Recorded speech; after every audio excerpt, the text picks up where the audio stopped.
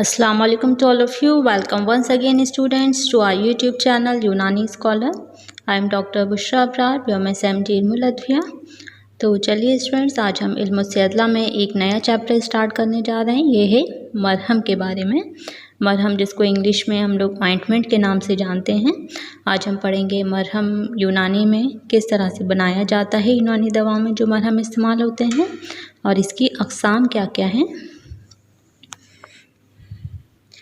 तो आइए जानते हैं। मरहम उस नीम मुंजमद कहा जाता है, यानी कि जो पूरी तरह जमा हुआ ना हो, यानी कि पूरी तरह सॉलिड फॉर्म में नहीं होता है।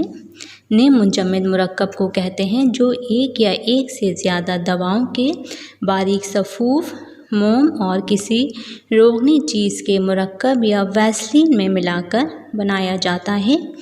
यानी मरहम को हम किस तरह से बनाते हैं, इसमें जिन दवाओं से हमें मरहम बनाना है उनका सफ़ूफ लेते हैं और इस सफ़ूफ को मोम में शामिल करते हैं या फिर कोई और हम रोगनी चीज़ हम इस्तेमाल करते हैं। इसके लिए हम वैसलीन जेली आती है उसका इस्तेमाल भी बहुत वाइडली किया जाता है इस मकसद के लिए, या फिर कोई और रोगन भी हम इसके लिए इस्तेमाल कर सकते हैं।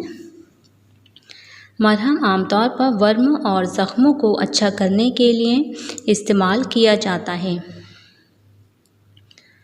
दवा की ये शक्ल बहुत ज़्यादा मकबूल है, यानी ये जो ऑइंटमेंट मरहम इस्तेमाल किए जाते हैं बहुत वाइडली इस्तेमाल किए जाते हैं और बहुत पॉपुलर भी है। ये दौर हाजिर में वसी पैमाने पर मरहम बनाए जा रहे हैं, लेकिन ये नए आलात से बनाए जा रहे हैं। जो पुराने अतिब्बा इस्तेमाल करते थे वो हाथ से इसको बनाते थे, मैनुअली बनाए जाते थे, लेकिन अब दौर हाजिर में यानी कि जो एट प्रेजेंट सिचुएशन है जो अब, तो उसमें हम क्या करते हैं, उसमें इसके लिए कई नई मशीन बनाई गई हैं और इन्हीं मशीन के ज़रिए से, नए आलात के ज़रिए से मरहम को बनाया जाता है। इसमें सब कुछ ऑटोमेटिकली हो जाता है। मरहम की मिक्सिंग और उसकी ट्यूब वगैरह में भरना, उसकी पैकिंग वगैरह, ये सब उसमें ऑटोमेटिकली होता है, मैनुअली नहीं होता है। मरहम में आमतौर पर मोम या कोई रोगन जैसे रोगन बादाम, रोगन जैतून, रोगन गुल, रोगन कुंजत, घी और पेट्रोलियम जेली वगैरह को बेस के तौर पर इस्तेमाल किया जाता है। यानी इन सब चीज़ों को हम बेस के तौर पर इस्तेमाल करेंगे और जिस भी दवा से हमें मरहम बनाना है उसका सफ़ूफ हम इसमें मिला देते हैं खूब अच्छी तरह से। बेशतर मरहमों में दूसरी दवा के साथ बेस के तौर पर मोम और कोई ना कोई रोगन शामिल होता है। ऐसी सूरत में तमाम दवाओं को खूब बारीक पीस लें और रोगन को गर्म करके पिघलाएं, फिर बारीक सफ़ूफ को डालकर खूब मिला लें। मरहम में अगर सफ़ेदी या जर्दी बीज़ेमोर या अफ्यून जैसी ना पिघलने वाली दवाएं शामिल हों तो क्या करना चाहिए, तो रोगन और मोम को पिघलाने के बाद आग से नीचे उतार लें और फिर जब वो हल्का सा ठंडा हो जाए, सर्द हो जाए, तो इन दवाओं को मिलाकर खूब अच्छी तरह से घोट लें उसे। बाज़ औक़ात क्या करते हैं, जर्दी बीज़ेमोर को उबाल कर भी मरहम में शामिल कर दिया जाता है। बस इस बात का ध्यान रखना है कि शामिल करने के बाद उसे बहुत अच्छे से घोटना है कि जो हमारा मरहम बने एकदम से होमोजीनस होना चाहिए वो। अगर मरहम के नुस्खे में मुस्क, बैरोज़ा, गोगल जैसी पिघलने वाली दवाएं शामिल हैं तो इनको मोम और रोगन में गर्म करके पिघला लेते हैं। नुस्खे में किसी दवा का लुआब या रस शामिल हो तो उसको मोम या रोगन में इस लुआब या रस को इस हद तक पकाते हैं कि वो ठंडा होने पर बिल्कुल मरहम जैसा नर्म और मुलायम हो जाता है। मरहम में अगर दूसरी दवा के साथ काफूर जैसी अगर फरारी दवाएं, वॉलेटाइल नेचर की दवाएं शामिल हैं तो इसे मरहम में सब दवाओं के बाद में शामिल किया जाता है। एकदम से लास्ट स्टेज पे जब हमारा मरहम तैयार होने के करीब होगा तब हम ऐसी वॉलेटाइल जो हमारी दवाएं शामिल करनी हैं उनको हम एकदम लास्ट में शामिल करेंगे मरहम में।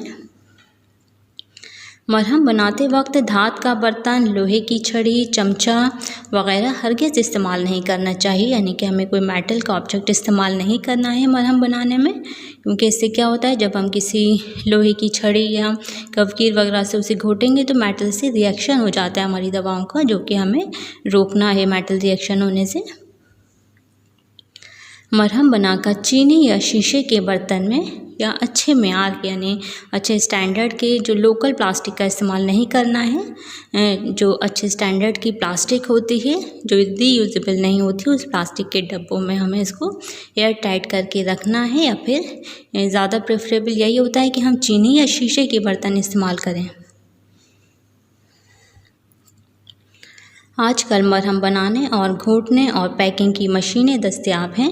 इनका इस्तेमाल ज़्यादा वसी पैमाने पर मरहम तैयार करने के लिए किया जाता है और ये ज़्यादा सूदमंद यानी कि ज़्यादा बेनिफिशियल भी है। ये इससे ज़्यादा बेहतर क्वालिटी का मरहम, ज़्यादा होमोजीनस मरहम हमें मिलता है। चलिए अब यूनानी में कौन सी मरहम की अक़साम होती हैं वो भी हम समझ लेते हैं। तो मरहम की जो 2 अक़साम बताई गई हैं, यह खैरूती है, दूसरा है ज़िमात। खैरूती क्या होता है? आप लोग मुरक्कबात में पढ़ कर आए होंगे। ये खैरूती मोम और रोगन के मुरक्कब को कहते हैं। इस मुरक्कब में दीगर अदविया को शामिल करने के साथ मोम और रोगन को बतौर ख़ास शामिल किया जाता है। यानी इस खैरूती में दीगर दवाएं तो शामिल होंगी ही, लेकिन इसमें खैरूती में शर्त ये होती है कि इसमें मोम और रोगन ज़रूर शामिल होता है, ये बतौर ख़ास शामिल होता है। इसी मुनासबत से इसे खैरूती का नाम दिया गया है। खैरूती को हम अमराज़ सद्र में व रिया में यानी हम रेस्पिरेटरी डिसऑर्डर्स में इसको इस्तेमाल करते हैं, और ये एक्सटर्नली इस्तेमाल के लिए होता है। मरहम हो चाहे खैरूती ज़िमात हो, ये सब एक्सटर्नल यूज़ की दवाएं हैं, इसको हम इंटरनली इस्तेमाल नहीं करते हैं। इसकी मिसाल है खैरूती की खैरूती आरद कुर्सना, खैरूती आरद जौ और खैरूती आरद बाखला। इन सब की डिटेल आप लोगों ने मुरक्कबात में पढ़ी होगी। ये सब सीने पे मालिश किया जाता है इसे लगा के। दूसरी टाइप होती है मरहम की ज़िमात, जिसको हम लेप भी कहते हैं या फिर इंग्लिश में इसको पेस्ट कहा जाता है। खुश्क दवा को पीसकर इसमें पानी मिलाकर एक लेप सा बनाकर बैरूनी तौर पर इस्तेमाल करते हैं, इसी को हम ज़िमात कहते हैं। इसकी एग्ज़ाम्पल है ज़िमात मुहल्लिल या फिर ज़िमात जालिनूस। ओके स्टूडेंट्स, तो ये था आप लोगों का ऑइंटमेंट मरहम का चैप्टर। इसमें बहुत ज़्यादा डिटेल की ज़रूरत नहीं है, जितना आप लोगों के लिए सफिशिएंट है, एग्ज़ाम के लिए ज़रूरी है, उतनी डिटेल आप लोगों को मैंने बताई है। मिलते हैं नेक्स्ट वीडियो में नेक्स्ट टॉपिक के साथ। अल्लाह हाफ़िज़।